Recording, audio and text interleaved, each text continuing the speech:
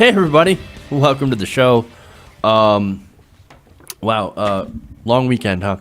Welcome to Around the Nation. I'm your host, Jeff Waldorf. Got a great show for you guys on today for this nice Tuesday. A lot of interesting stuff here. I'm going to get into the breakdown in a minute or so. But I just want to say it's good to be back. I'm still trying out new things in my studio, so bear with me. Let me know what you think. All right. So, like I said, we got a good show. So let's do a breakdown here. We do have Trump's job approval ratings. It's fairly disastrous, but I'll walk you through it and let you know what I think and whether or not the Democrats can actually take advantage of it. We'll see. It's amazing that it's even an open question, but that's where it is. Then we have just an overview of his press conference, a couple of things that I and others might have noticed. Then we have the danger that is Mike Pence. So that I'm going to detail that because I think there are a lot of people out there that are saying, hey, man, Jeff, you're not worried enough about Mike Pence. What if he takes over? So, what if Trump gets impeached or the 25th Amendment? What's going to happen?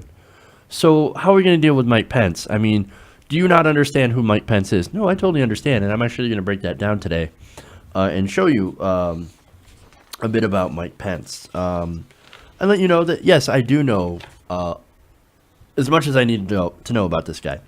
Then we have an important story of corruption. Actually, it's more like murder/corruption. I know. Very interesting. And we're going to tell you what happened and where, and then I'm going to do a little baseless speculation. Then we've got, we'll turn over to the Democratic Party and talk about how the Democrats are still going in the wrong direction. New comments from Dick Durbin on that. And then we have Dianne Feinstein finally getting a challenger. Interesting. So we've got all those stories that we're going to talk about today. Before I get into that, I want to thank everybody watching.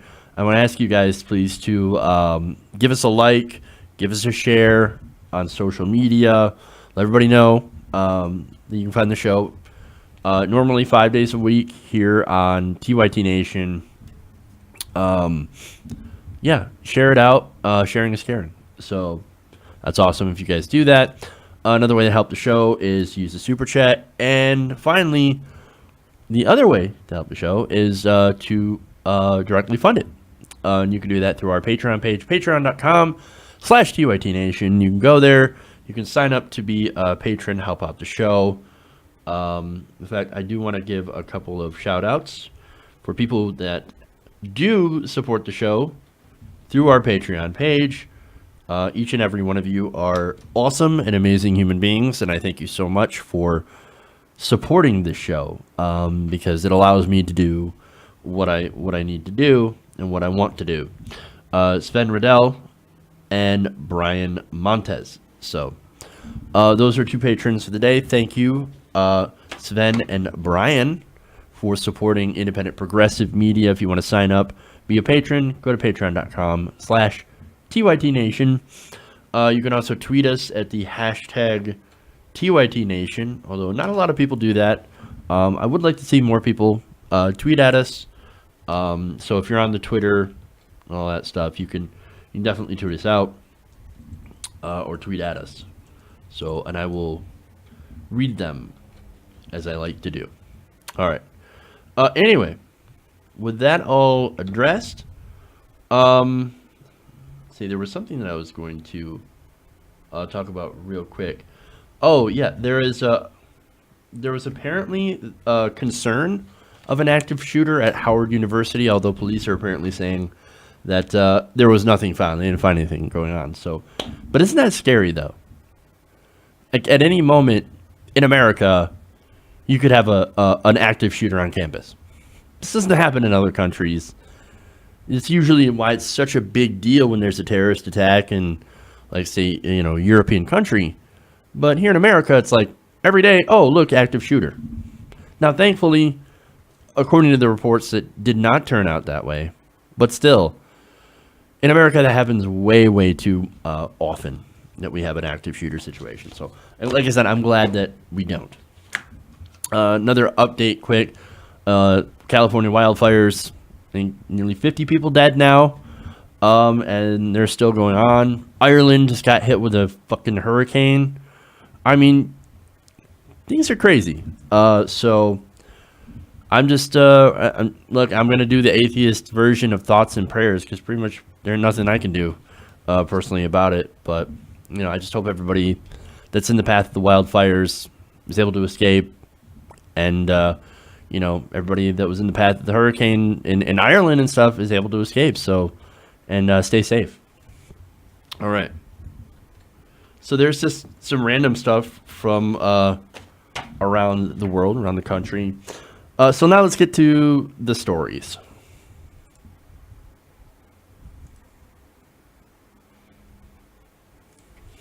Okay.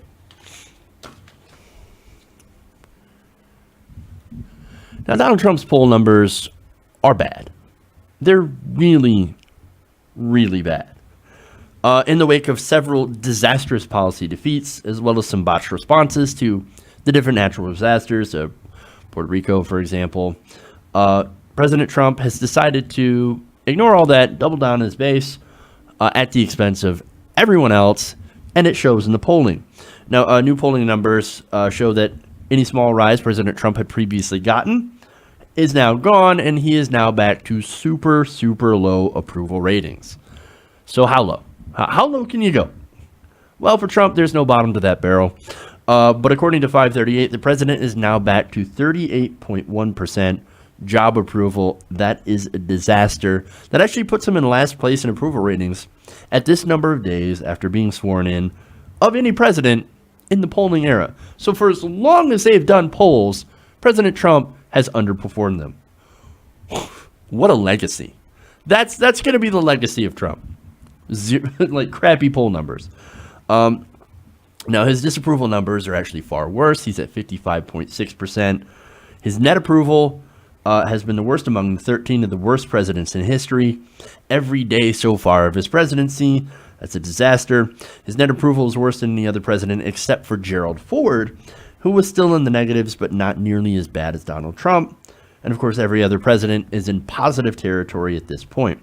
Now, we could talk about these numbers being bad, but I feel like there needs to be a little bit of context added into it.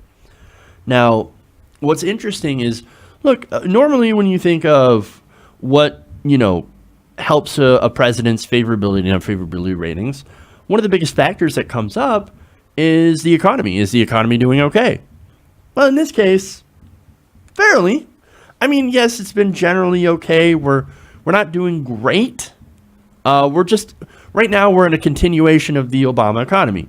Very small amount of growth. Yes, there's still a lot of money going to the top 1%. That is a huge, huge problem that needs to be addressed. But hey, compared to when we were in free fall with George W. Bush, it's actually a lot better. So, to be fair. Now, like I said, the economy at the tail end of the Bush years was in a complete free fall, and that sent George W. Bush into the 20s, his approval rating. It was a disaster. Now, Trump hasn't hit that yet. And I'm not sure if he will. Now, if the economy does crash, then that's a guarantee. But it's a guarantee for anybody who's president, whether it be Hillary Clinton or Bernie Sanders. If the economy crashes, generally people look at the president and go, it's your fault. Fix it. Or you broke it, you bought it. Pretty much. Okay. But like I said, Bush got there because of the economy. But what's weird is that President Trump is already in super low ratings, and the economy is actually fairly decent. So that's weird. So, I mean, massively unpopular now, and this is incredibly abnormal. As Jonathan Bernstein writes in Bloomberg about this, quote, to get this unpopular this fast, and to do it in an era of relatively good times, is just breathtaking. Well, everything about this last 10 months has been, I guess, something short of breathtaking. So now we go to Harry Enton from 538, who estimate that Trump's net approval is about 30 percentage points below where the economy suggests it should be. So it doesn't matter that the country is actually doing decently. Part of the reason that Trump got elected was to make sure that it would do better than just decently, and unfortunately he has not delivered. Now, that's a complete disaster, and it's not like he came into the presidency on a wave of popularity either. He had the ability to make it better. He actually made it worse. He focused on, tweeting at the NFL, making fun of Gold Star families, beefing with journalists, all this stuff. And so what this poll does is that it kind of shows that everything Donald Trump right now is in the middle of doing is basically driving away everybody but his core supporters. But as I've mentioned before, he does not care, because he himself, I don't think he has any policy goals other than to win. Now, how does he win? Well, he wins either when people like him or there's a policy that benefits him. Now, right now, people don't like him and people don't like the policies that he's putting forward or that he's pushing. However, he likes tax reform. And what does that mean? It's cutting taxes for himself. The GOP tax plan that he's been pushing will cut his taxes dramatically. And not only that, but causing the ACA to eventually collapse and make the Democrats try to deal. That has the possibility of also removing some of the more progressive taxes that are in Obamacare, which again is a win for Trump. But even so, even without that removal of some of those taxes, if he does get a deal with the ACA and people actually like it, well, that's still a win for him, because, hey, I changed this disastrous failing Obamacare and I made it into something good. Give me all the credit. Again, that's a win. Now, this leads me to my last point here. Despite these dismal poll numbers, Donald Trump still has a chance in 2020, assuming he's still there, right? Again, he was never at all that popular during the campaign. He was incredibly unpopular, and yet he still won. Now, that does say a lot about who the Democrats put up in 2016. I mean, who loses to someone like that? Disaster, right? Now, if the Democrats do the same thing that they did before, and it's very, very possible that they could, put up another milquetoast establishment corrupt candidate that proves to end up being less popular, well, then this could be very, very bad. We could end up seeing Trump for another 4 years. Now, I'm not saying that that's set in stone, but I am raising this possibility. And I think it's something that is important to talk about. Whether, you're coming from a progressive side or even not from a progressive side, what do you do to win? And now there's another reason that he could possibly win, is that his base is still there. His base has not abandoned him. And they still have an important voice. It's very small, but if unchecked, they can be a force in politics. And we saw that in 2016. So, and these people, they do elect their kind of people. People like Roy Moore, for example. And look, Steve Bannon, he declared outright war with the GOP establishment. He's got a lot of the big donors that are coming around to him, and they're going to primary the hell out of establishment Republicans. And they're going to put in their own version of people. So this is an electorate on the right that is highly engaged. Liberals, progressives, we have the numbers, but for some reason we don't have the turnout. And yes, some of that has to do with voter suppression as well. But I think a lot of it is we should put up a candidate that people actually want to vote for. My overall point, though, here is with these numbers, do not get complacent. Well, we talk about this all the time, how unpopular Trump is. That doesn't mean people still won't vote for him. It doesn't mean that he doesn't have a dedicated core of people that will come to his aid, that will go and vote him in, especially over, like I said, another centrist milquetoast Democrat. And unless the Democrats are able to actually put up a populist progressive, I don't think you're going to get enough votes to be able to defeat that. So, Democrats, you've got a chance here. Put up somebody people actually want to vote for.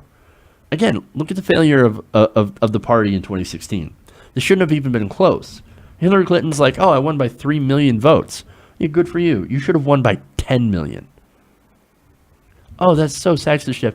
No, that's looking at the fact that Donald Trump is a train wreck disaster, and anybody should have been able to beat him. A ham sandwich could have beat him.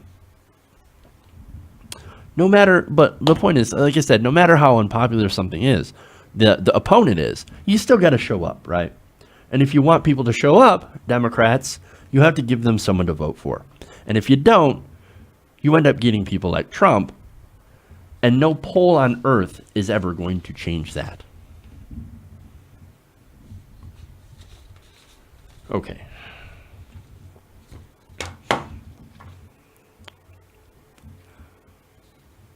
Here's some more fun insider stuff. I always enjoy this.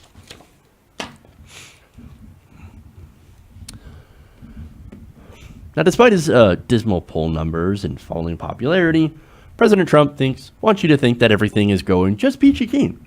In fact, he recently gave a news conference that was essentially less news and more of him trying to reframe the narrative around a White House that is essentially exploding. Okay, so this is according to an article in Politico. Friends say President Trump has grown frustrated that his greatness is not widely understood, that his critics are fierce and on TV every morning, that his poll numbers are both low and fake, okay, and that his White House is caricatured as adrift. So let's kind of break that down, right? His greatness is not widely understood.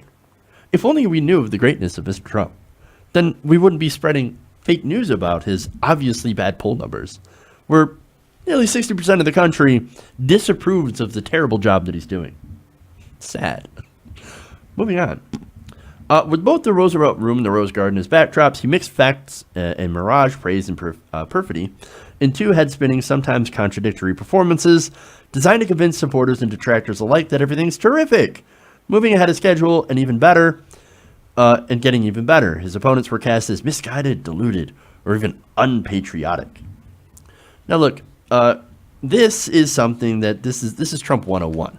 Okay. Look, he's got to make everything about himself, and he has to be right 100% of the time. It's never his fault when something goes wrong. He can't be wrong. He cannot take personal responsibility for messing anything up, for going out there and undercutting his own people and sabotaging his chances of actually getting tax reform done. Yes, there is discussion out there where his infighting with the GOP, which is why he had to drag Mitch McConnell out to this, is that he could be ruining his chances for tax reform. This is a slam dunk, okay? Cutting taxes for the rich. Congress loves to cut taxes for the rich. Goddamn slam dunk. He still probably might not get it done. I mean, there's a question on this. Now, Trump told cabinet members and reporters that there's plenty wrong with America, but it is the fault of Democrats, insurance companies. Well, I actually agree with that. NFL players, Republicans in Congress, Hillary Clinton, former presidents, and Mexicans. To be fair, drug dealing Mexicans, apparently. That's what he said. Trump said he also understood why former White House strategist Steve Bannon wanted to torch Senate Majority Leader Mitch McConnell and other Republicans for not getting health care or any other legislation through. Now, it is true that not all that is Trump's fault, obviously. But again, he didn't exactly help. I mean, look at the health care plan, right? They pushed it. It was incredibly unpopular and would have cost the GOP seats. Trump didn't know what was in it. So he made all these promises like, no, it's going to be cheaper. It's going to be better. Everybody's going to be covered. It'll be great. And we can actually get rid of the failing Obamacare, actually put something in that works. Number one, Obamacare was not failing, at least until you pulled the subsidies. And it's okay. So again, he doesn't know how insurance works. The Republicans don't know how insurance works, and he didn't know how any of this stuff worked. He thought by pulling the subsidies, he would actually make it cheaper and better. But pulling the subsidies actually made it more expensive for poor people to be able to afford insurance. That's who that primarily impacted. And then the other executive order, where he allowed the insurance companies to do these skinny plans for up to a year that didn't actually cover anything. Again, that forces, or doesn't really force, but it actually gets younger people out of the market into buying these skinny plans for much, much cheaper. That has the effect of making it so that people who are older, sicker, who have pre-existing conditions end up having to pay more. They can't afford it, and the market goes into a death spiral. So he's doing that while saying, no, don't worry, this will make healthcare better. Better for who? I guess people who are younger, healthier people, but not for majority of people who would be impacted by the ACA that actually need insurance. But anyway, for that reason, it was incredibly unpopular. But yet he continued to push it, and the Republicans pushed themselves off a cliff. But anyway, so that's just some of the stuff that he's tried to do that wasn't popular, that didn't go very well. But for him, he's like, no, slam dunk. I think I'm doing an awesome job. Everything I do is fantastic. Not only that, he talked about how the Wall Street Journal loves his incredibly corporate judges. He even bragged in the Rose Garden that James Lee Witt, who's a Federal Emergency Management Agency administrator under President Bill Clinton, gave his performance on the hurricanes an A+. That includes Puerto Rico. Who could give Puerto Rico right now, still, most of the island still does not have power or clean drinking water. And they've had to put out a statement, hey, don't drink from the Superfund sites because they have containers of water there because that water is poisoned or irradiated. That could kill you. Don't drink from that water. But there are so many desperate people there that still don't have access to clean water that are, again, desperate. Do anything to be able to get actual water. But no, A+. And he says of Witt, quote, I've always had a lot of respect for him. Now, what's funny is that knowing Trump, he doesn't know a damn thing. So he's like, he's saying, no, I've always had a lot of respect for him, but he actually never even knew that guy. Several Trump aides said that they'd never heard of Witt before Monday's remarks. They continue. He heaped lavish praise on his own performance and ideas, like, for example, the tax cut for the rich, saying that this will be the largest tax cut in history. Yeah, that's true. It will be the tax cut for the rich. That's not a good thing. In fact, that's incredibly unpopular. Like, if you look at any of the polls, you're going to find that people don't want tax cuts for the rich. For the middle class, yes. The problem is, I guess they can't agree on who's actually middle class. They're thinking that the people, the couple making $300,000 a year, oh no, that's the middle class. That's who we want to serve. That's not middle class. Median wage in America is about $50,000 a year. And you have so many families out there that don't make it to that. They make it to about $30,000 a year. That's the middle class. $300,000, $400,000 a year, that is not middle class. But again, most of their tax cuts go to people who make even more than that. The lion's share go to the top 10%. So, not only that, but he said healthcare would be terrific, as I said that before. But here's the thing, right? He thinks he's doing a fantastic job, but he doesn't understand why people are criticizing him. And they're criticizing him because he doesn't know what he's doing. Now, that leads him to, apparently, according to Politico, privately fume over the criticism that, in the case of healthcare, that he was taking healthcare away from poor people, and tells aides that he regrets agreeing to move a healthcare agenda first before infrastructure or anything else. He also asserted that his administration is making historic progress on opioids. No, he's not. To give him credit, there was a guy that he was considering to put in as drug czar, right? That drug czar was just recently implicated in a report in 60 Minutes for helping exacerbate the opioid crisis. That's an amazing report. We'll probably report on that tomorrow. But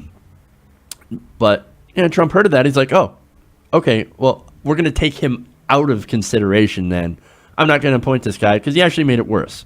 So, hey, credit to him on that one. But nonetheless, he hasn't really done anything to help with the opioid crisis.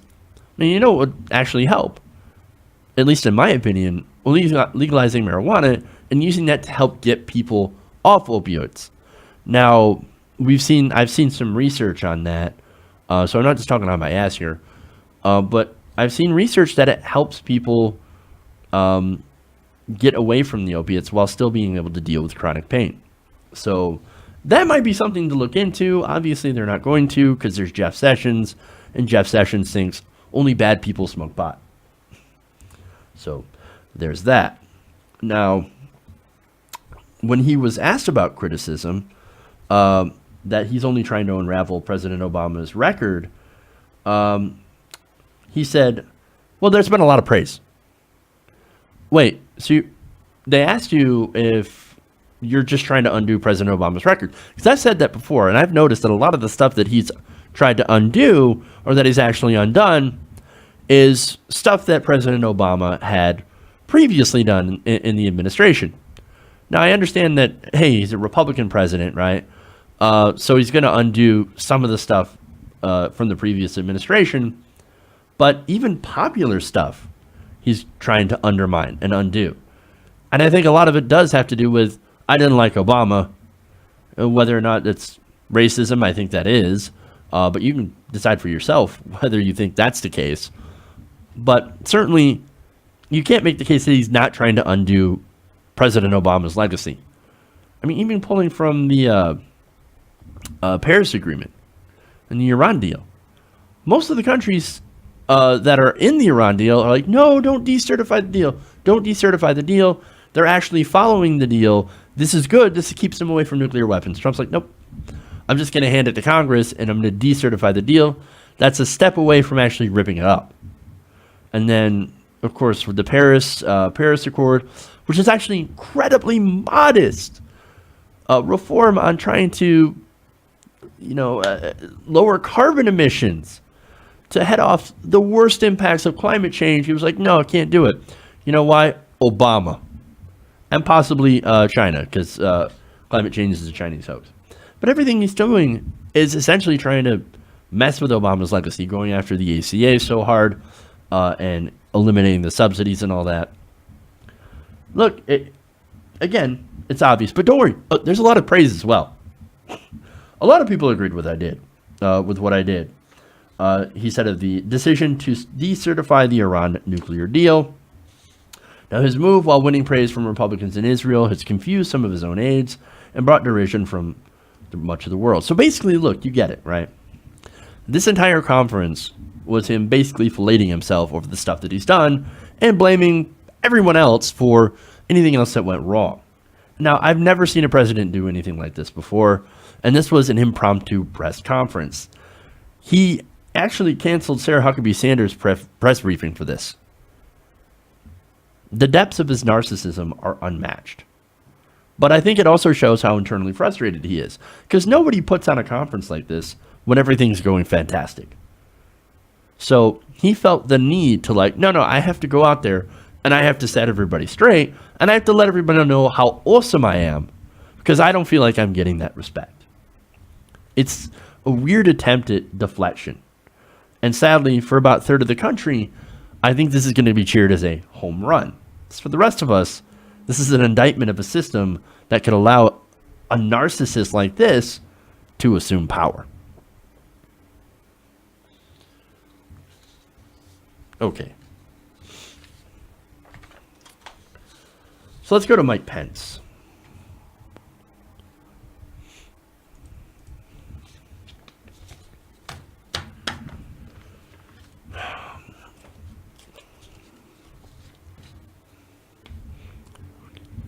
Now, I've talked about what would happen if the president was removed. Now, there are a couple of different ways that they could do it, either through the 25th Amendment or being impeached, or there's even the possibility that he could be like, mission accomplished, resign. Even though there would be no mission accomplished, but it would be more like a face-saving measure. Now, some of you would rightly point out that, hey man, that would actually turn out to be a disaster, because then we would have President Pence. And actually, you would be absolutely right about that. Now, there was an article in the New Yorker titled "The Danger of President Pence." And it basically detailed various viewpoints held by the vice president and how it it actually clashes with Donald Trump. Now, two sources told the magazine that Trump had teased Pence about his positions on religion, abortion, and the LGBTQ community. I mean, how could you not kind of make fun of that? The fact that he doesn't eat dinner with anybody unless his wife's there. That's a little weird. Not only that, but again, he's just does all of this really strange stuff that, to me, I guess makes no sense, but I guess if it works for him. Now, there's a longtime associate of Trump and Pence that had been quoted in this article saying that the president likes to let his VP know who's the boss, and that Trump asked people who stopped by Pence's office, quote, "Did Mike make you pray?"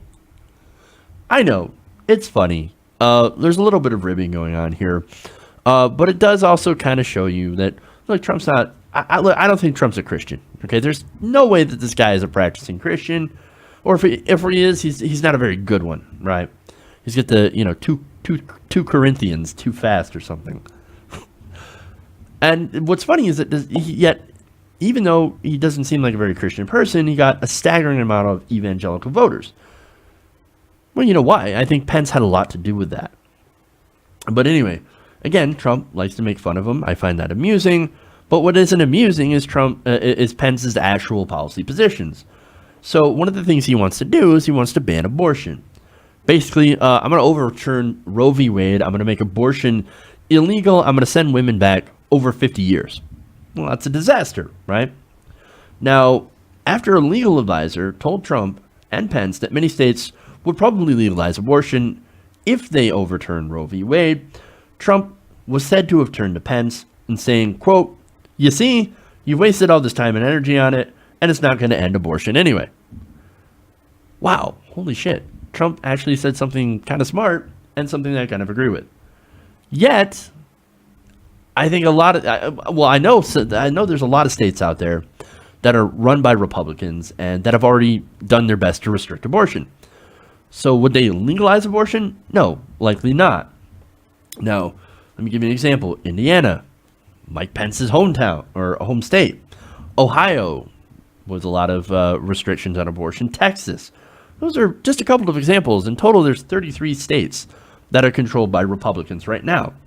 That's a majority of the country that could see abortion rights gone. If they overturn Roe v. Wade and make it, legal on the federal level, states, yes, could go to legalize it, but a lot of these states, I don't see a lot of these Republican states. I don't see Alabama saying, no, a woman has a right to choose. Yeah, I don't see that. So there's a significant part of the country that would be cut off from a fundamental right, the access to an abortion. Now, there's more. When that meeting shifted to discuss gay rights, it gets worse. According to the article, Trump pointed to Pence and joked, "Don't ask that guy. He wants to hang them all." Now, yes, I realize that's a joke, but in a way, it kind of isn't. Look, I'm not saying, for example, Pence wants gay people dead. At least I can't say for certain, okay? And now that's really bad when you actually have to think about it and be like, does he want gay people dead? I hope not.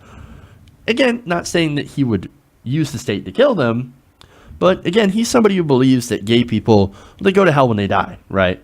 So, when you explain that, it's really, really actually super horrible. I mean, that's an eternity of pain and torture and burning and agony. It's just awful, right?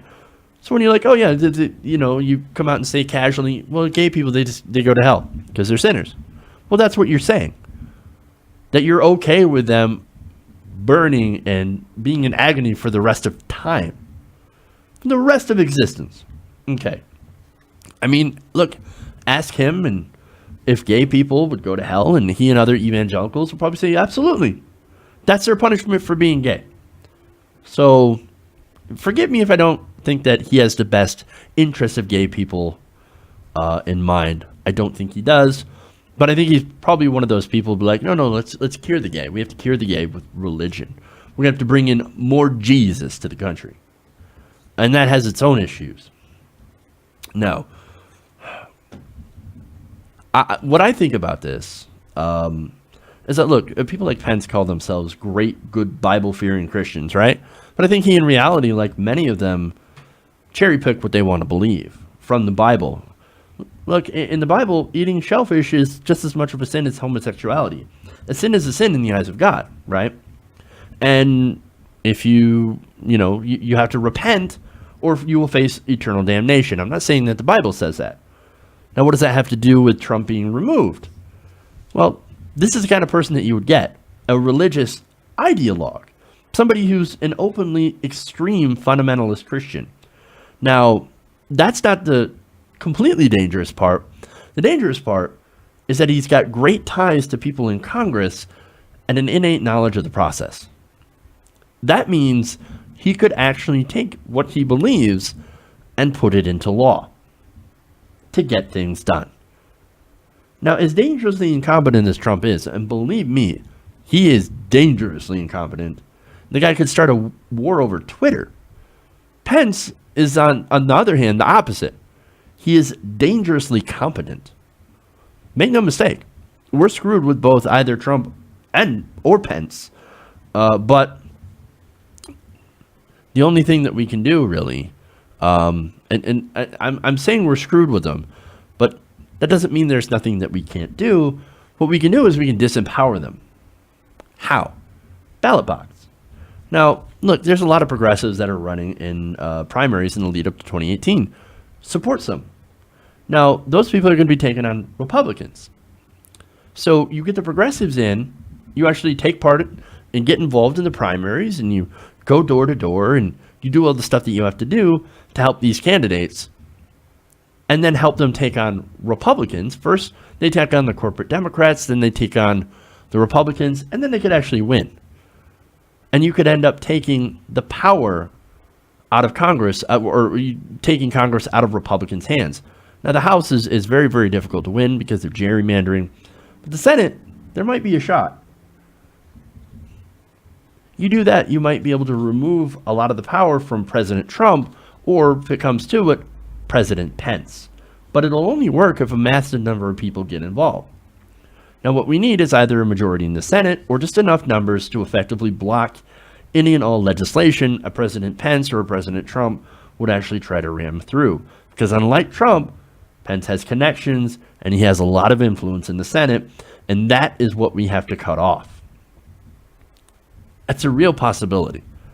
Pence is dangerous, right? And we have to plan for him possibly becoming president. But even if he doesn't, this is something that we also still need to do. So, Democratic Party, start running on populist positions. Stop giving corporate money, and you actually might get voters and volunteers. And think about it, 1,000 people on the ground are much better than thousands of dollars in campaign ads anyway. That's how you get results. All politics is local. And believe me, I want to win. In 2018, we have to win. Or else I'm afraid the kind of country that we'll have if we have someone like Mike Pence in charge. Let's get out there and actually win. Okay.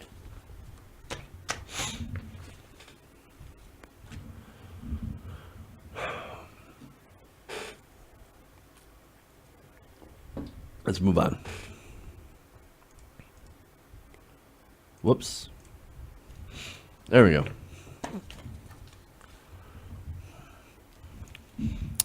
An anti-corruption journalist was killed on Monday in a car bombing in the country of Malta.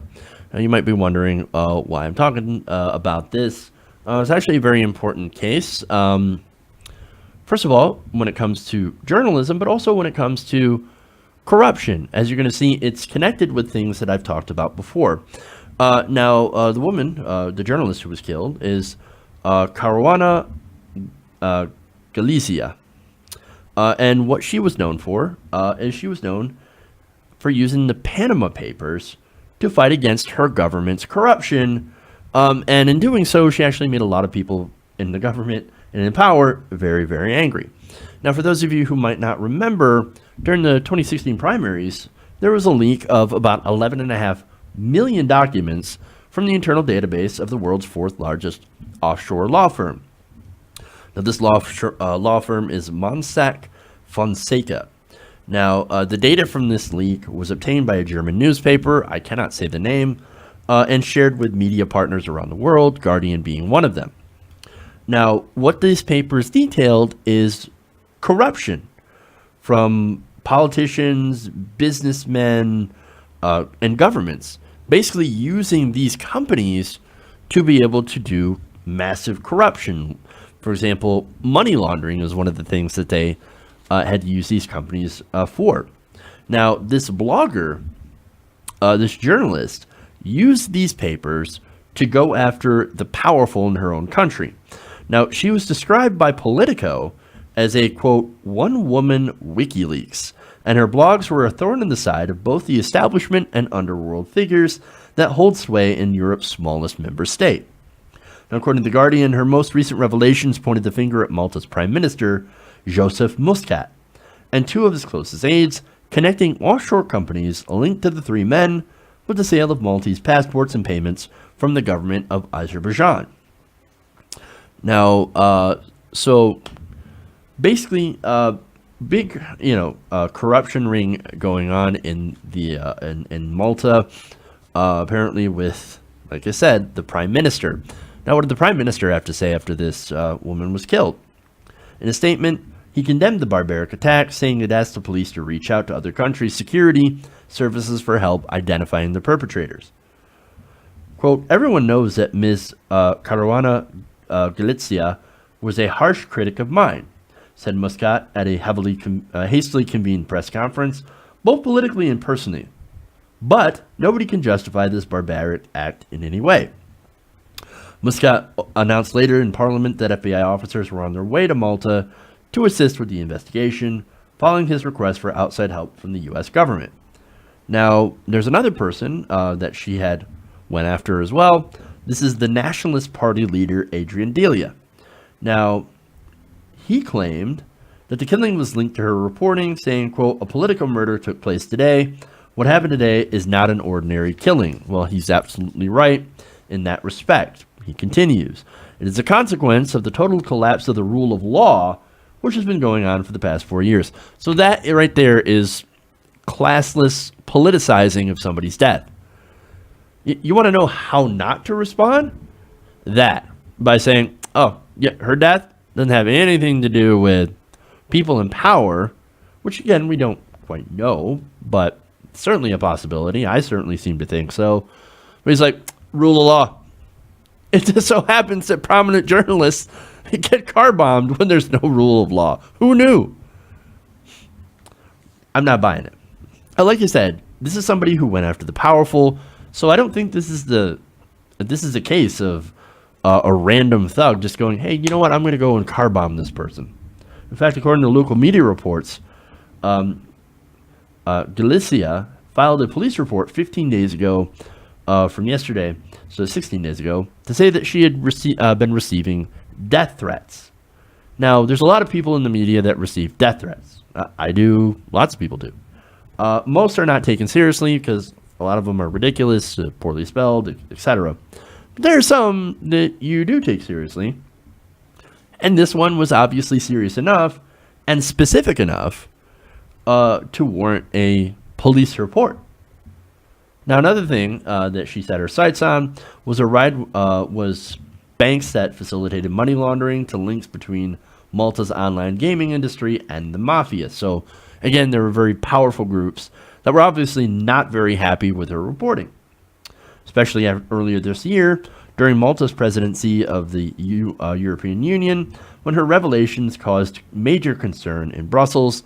MEPs openly called for Muscat's departure amid a growing scandal involving his wife, a Panamanian shell company, and alleged payments from the president of Azerbaijan's daughter. So there is corruption here, possible corruption, and she felt very, very strongly that Muscat was corrupt. Now, does that mean that he had her killed? No. The truth is, again, we don't necessarily know. We might not ever know. But I don't want to get conspiratorial or anything, but obviously somebody killed her. She didn't plant a bomb on her own car. It wasn't a random thug. Somebody, I think, connected to someone powerful who was impacted by her reporting of this corruption, wanted to shut her up. I think that was very clear. I mean, so again, we don't know. We might possibly never know, especially if the person is connected. But that's just my personal belief there. But the other part of this, the other angle of this, is that people don't understand how dangerous it is to be a journalist out there. I mean, just to be somebody who's looking to uncover the truth. Sunlight is the greatest disinfectant. Well, there's a lot of people who'd rather keep things dark. I mean, and look, we see some of this stuff, this backlash against journalists everywhere. I mean, you've got the free press in many countries that gets shut down. And look, we have a form of backlash against our own media here in America. Now, look, I go after the media. I'm critical of the media. It's because I want them to do a better job. But there are people in America that criticize and go after the media because they don't want the media to do their job. They don't want the media to do any job but report what they want them to report. That's the problem that we have.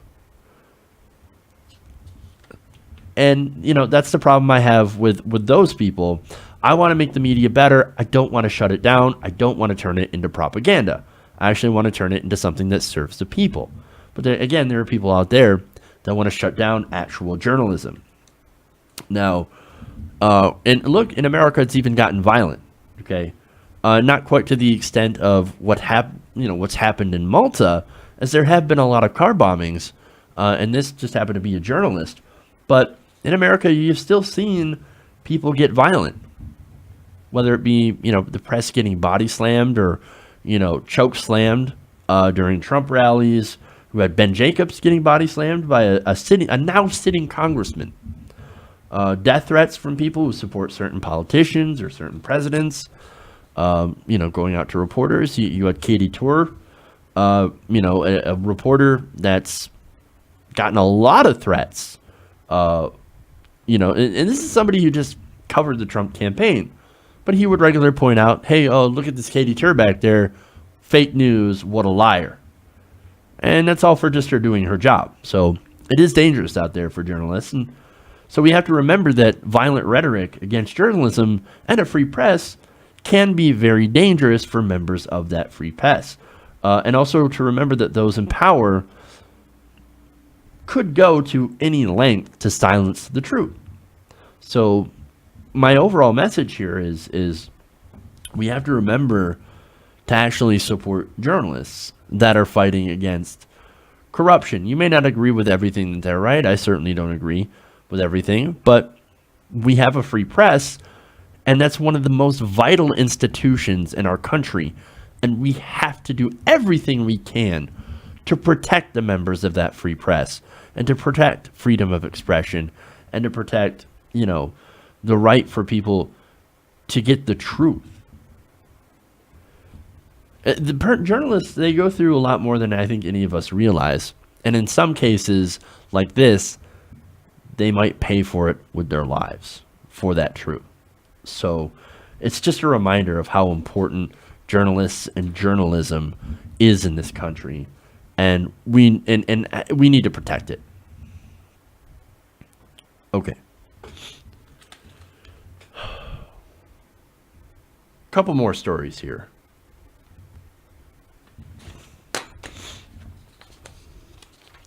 Let's go after the Democrats now.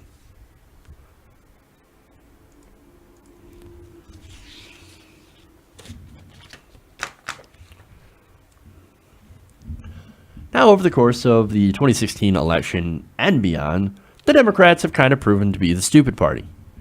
Okay, well, maybe I'm being a little unfair. Maybe we should instead call it the completely out-of-touch party because it's pretty obvious that they don't get it. Now, the Democratic leadership, for example, they're facing a really good chance to be able to beat the Republicans in not only 2020, but 2018 as well. I mean, for example, look at Trump. He's at 55% disapproval. He's incredibly unpopular. He has huge negatives. And the Republican Party as well is also historically unpopular. They can be beaten if we actually go left. I mean, the biggest mistake the Democrats made is to not to notice that, the country is in a very angry populist mood. Now, they're not just mad at the Republicans. They're mad at the Democrats.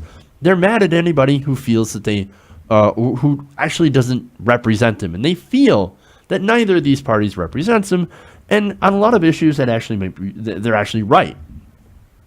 So, with that in mind, what is the number 2 Democrat in the Senate going to do?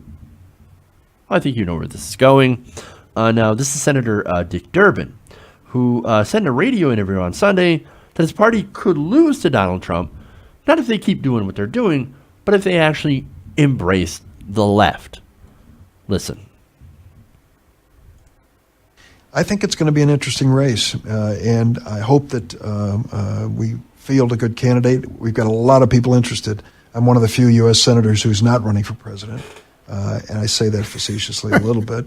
But we're going to have some good candidates, and they're going to have to compete in the market of ideas, and I hope we come up with the right person. Yeah, Sherry Bustos the other day was warning, as a Midwestern member of the House, like you in the Senate, that the Democratic Party better be careful. Don't get too liberal, or you're going to give him another term. We need to be balanced. She's right about that. And as a downstater like her, I understand she represents a challenging district. We don't give up on our values, but we better be sensitive, too, that there are people with more moderate views and people who may disagree with some parts of the Democratic platform as they are presented. We've got to be open to that possibility. So you could lose it by being too liberal. You can. I think you can overdo it.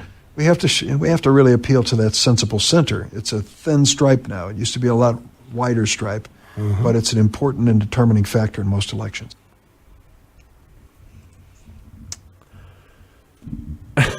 That's amazing.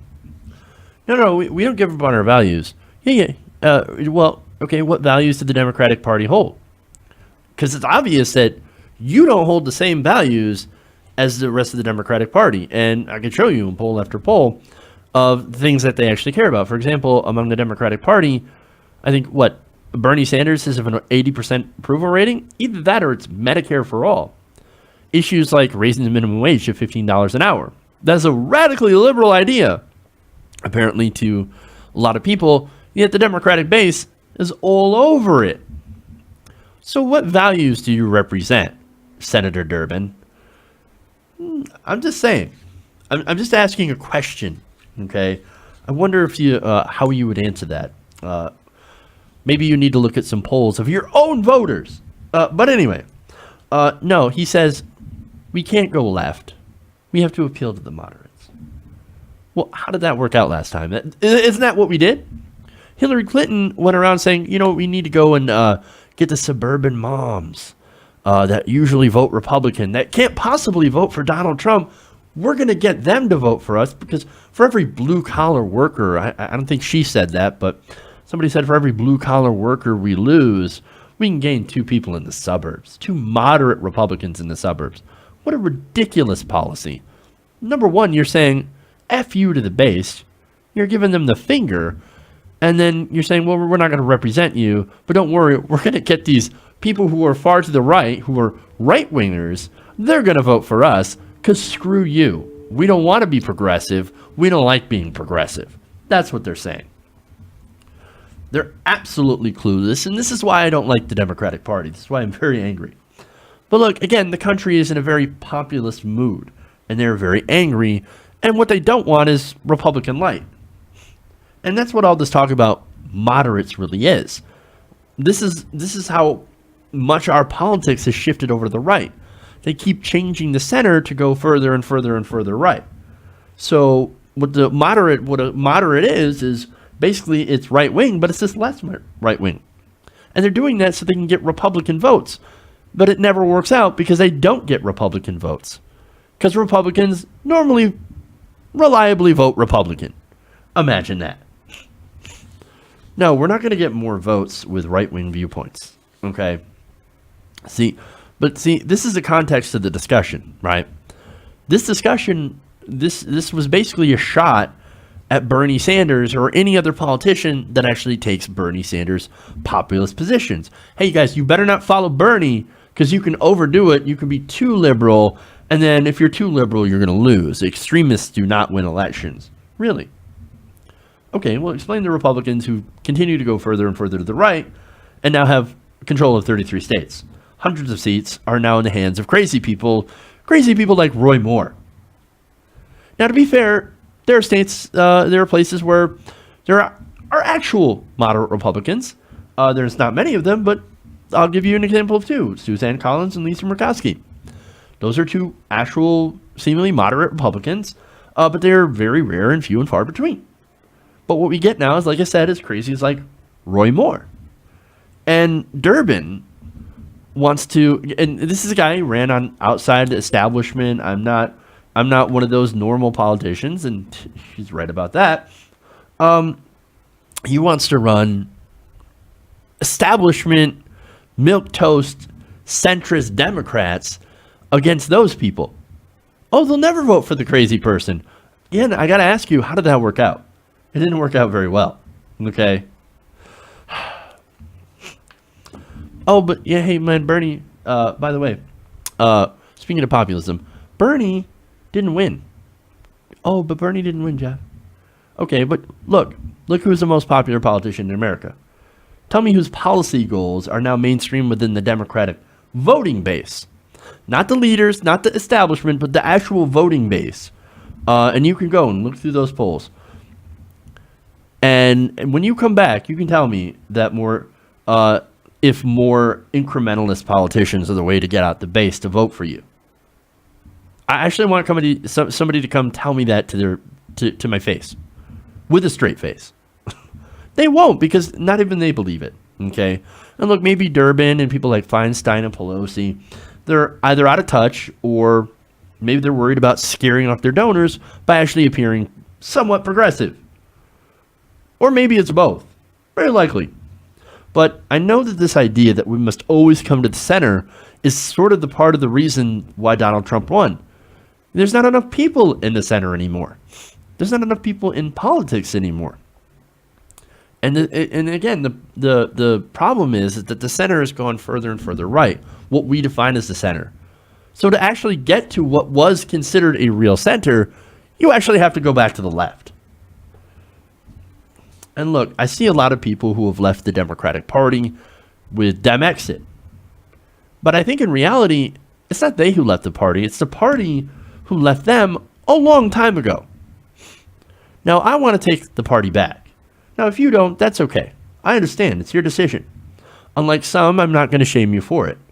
But the truth is, we need forces from both inside and outside the party to push the Democrats back to the left where they belong, before the Clinton Democrats and the DLC turned it into what we see now, the neoliberal corporate party. Because if the Dick Durbins and Nancy Pelosi's get their way, we're going to keep chasing Republicans right off the cliff. And I'm not interested in that. I'm actually interested in winning.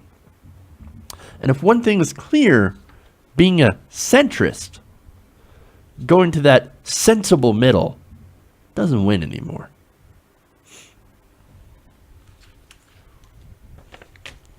Okay. One more story here.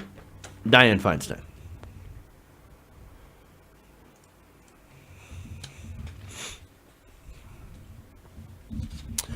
Now, Dianne Feinstein is part of the old guard. Okay. And I mean old. She's about 84 years old and isn't very progressive. And for that, she's getting a lot of heat from actual progressives, especially since she just announced that she will be running for re-election. Now, okay, so on the issues, I said that she wasn't progressive. Well, she's against single payer, right? Now, single payer holds a 60% approval rating across the country, is actually more popular in California, where she's from. Now, she says, oh, no, it's a government takeover healthcare. That's actually not true. And I'm not for it right now. We're not ready for it. Well, if you're not ready for it now, when will you be ready? When will you come around? When you're 94, when you're 104, you're 84 years old. I'm just saying there's not much time for you to come around on single payer. Now, like I said, California is massively progressive, much more so than Dianne Feinstein, and that is why she has received a new primary challenger from the left. Now, on October 15th, California State Senator Kevin DeLeon formally announced his bid to challenge Senator Feinstein in 2018. Now, let's contrast at least one of his positions with Dianne Feinstein. He does support single payer, and he actually voted in favor of a living wage, as well as making California a sanctuary state. So you can go and you can look at some of the stuff he voted for before actually making a judgment on Kevin DeLeon. I have not. I'm just stating what I know about his positions. Now, in an interview with the LA Times, he said, "We're overdue for a real debate on the issues, priorities, and leadership voters want from their senator. I think California needs a senator not just fully resistant to Trump's presidency," which, as I'm going to show you, Dianne Feinstein certainly is not, but who understands the issues most Californians face every day. Now, like I said, De Leon is considered her strongest challenger as of yet, but we'll see. Now, I want to go to an article written by Mike Sonato in the Observer. Now, he said that last week, Feinstein announced her decision to run for re-election and held her campaign's kickoff fundraiser in Beverly Hills. It was a weird little Freudian slip, but it worked.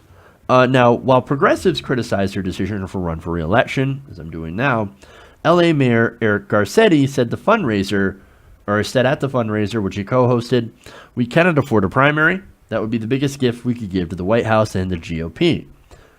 Now, that right there is classic Democratic Party. Oh, we can't have the election. We can't have a primary because that hurts us in the general. Democracy, it turns out, is a gift to Republicans and the GOP. That excuse is comical.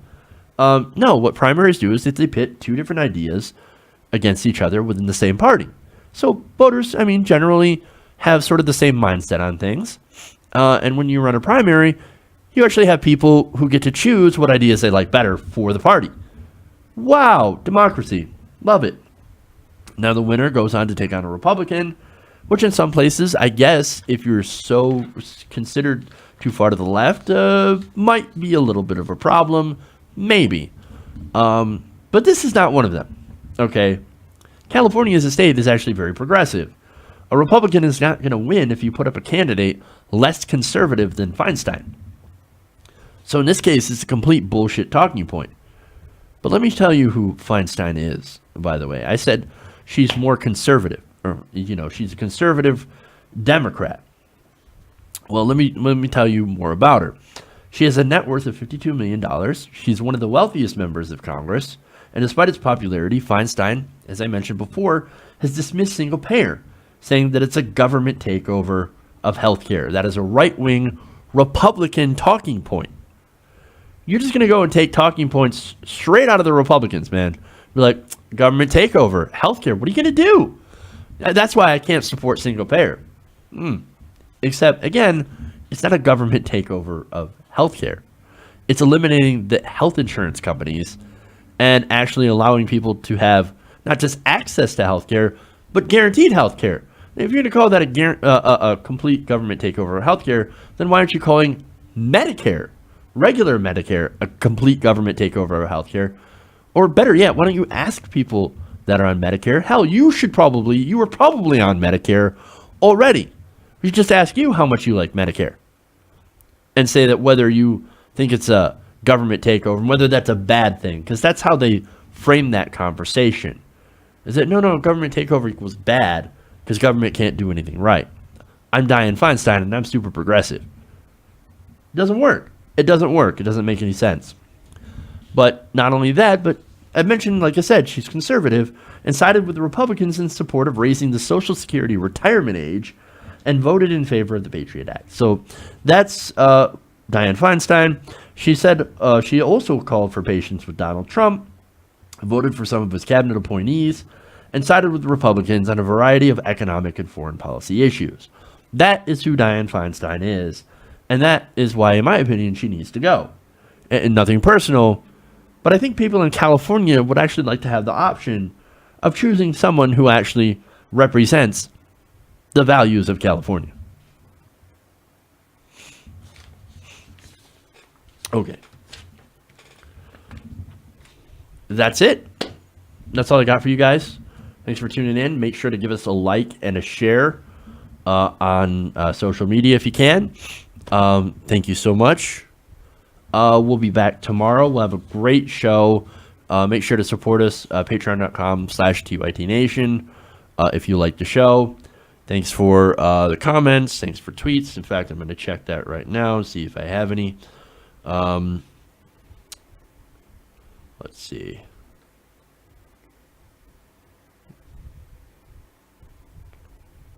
Okay. Anyway. Let's see. That's it. Again, that's all I've got for you. Thank you for tuning in. Thank you for watching. Thank you for commenting. Thank you for sharing. Thank you for listening. Love you guys. Thank you so much. We'll see you tomorrow. And remember, change begins with you. Good night, TYT Nation. We'll see you tomorrow.